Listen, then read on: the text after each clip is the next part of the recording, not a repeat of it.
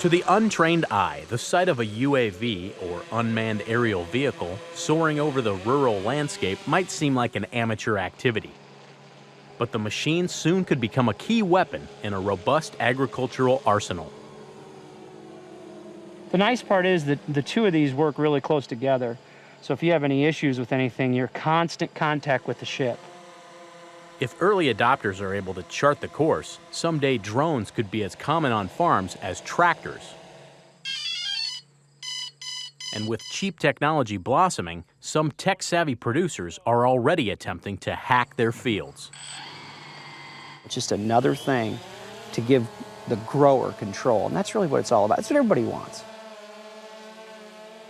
As technological innovations flood the market, the cost of their high-tech components, also found in drones, are driven down by economies of scale.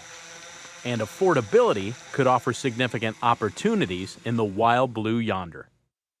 A 2013 report by the Association for Unmanned Vehicle Systems reveals the UAV industry will add over 100,000 jobs and $82 billion to the U.S. economy over the next decade. I have no understanding where they come up with those numbers. While the exact figures are disputed by some, few expect the steady rise of autonomous vehicles to subside. However, adding a new skill set to the farm is rarely an out-of-the-box solution. You know, I've had farmer customers say, well, you know, I can go on Amazon and I can buy one of these for $100 and put a camera on it and I'm in business. Well, no. And while a budding industry spreads its wings, there are complications which prevent it from moving forward on the right side of the law. The ships have come a long way. They fly longer, they're safer, but we're waiting for the FAA. The Federal Aviation Administration, which holds ultimate jurisdiction over the use of drones, was ordered by Congress in 2012 to formulate rules integrating UAVs into the national airspace. But the FAA has warned it will likely miss a self-imposed 2015 deadline, citing safety concerns for traditional aircraft. Currently, the majority of drone flights in the U.S. are conducted by hobbyists over private property below 400 feet. Commercial operation technically is illegal, but progress is being made. Exemptions have let some companies, largely in the entertainment industry, lift off. The government also has established test sites tied to 6 states, each focused on a different UAV specialty. In upstate New York, for example, drones are evaluating methods to scout farm fields using several types of sensors. It takes time to gather and evaluate the data, but armed with a vision of increased yields, decreased runoff, and the ability to feed the world on existing acreage, some farmers are already embracing the high life. It's a different approach. We like to call it a systems approach. Illinois-based 360 Yield Center is looking for ways to maximize every grain of potential on farms. As UAVs buzz over commodity crops capturing multi-spectral images with modified cameras, computers on the ground digitally stitch the images into an agronomic tapestry. And the different infrared wavelengths offer crucial information about plant health.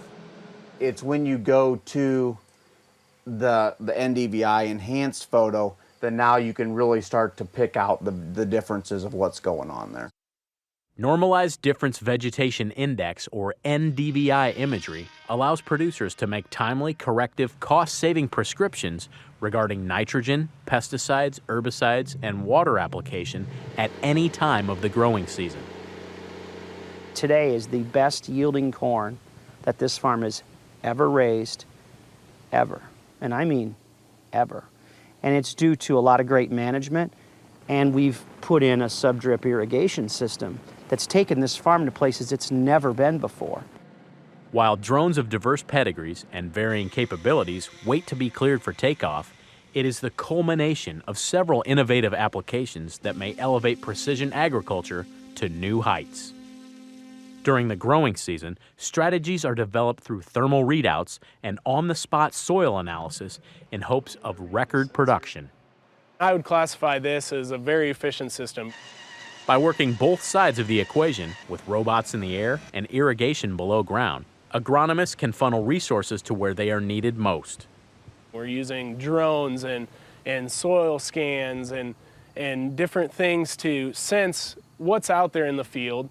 And then we come back and we utilize this tool. Because this is always underground, we can apply at any time. We don't have to throw it on before the crop because we're putting it in that root zone.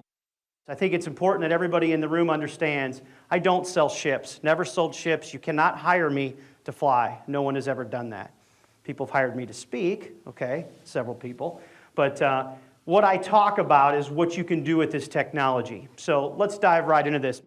With a background in aviation and farming, Chad Colby is a tireless promoter of drone use in the realm of agriculture. Do you know right now out west, people are putting thermal cameras on this, flying over their livestock and determining whether any of their livestock has an illness right now, has a fever? I mean, that's what's happening right now. I mean, and it exists. It's not super expensive either. Many in the ag sector are eagerly waiting for an opportunity to profit from UAV flights. But advocates for agricultural aviators, particularly those who roll, twist, and turn at low altitudes, are skeptical of the economic forecast for unmanned systems. The very nature of their work could put them in close proximity, so crop dusters are following the issue of drone assimilation intently. There's a tremendous amount of misinformation out there.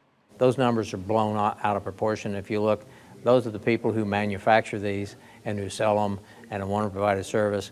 And of course, they're foaming at the mouth because there's a lot of money out there to be made here. Ahead of comprehensive FAA rules, UAVs will undoubtedly continue their progressive march. And for some on the bleeding edge, patience is a virtue. I think at the end of the day, it's like everything else. You can fly this equipment halfway and do a halfway job, or you can fly it with the responsibility that goes with it. For Market to Market, I'm Josh Bittner.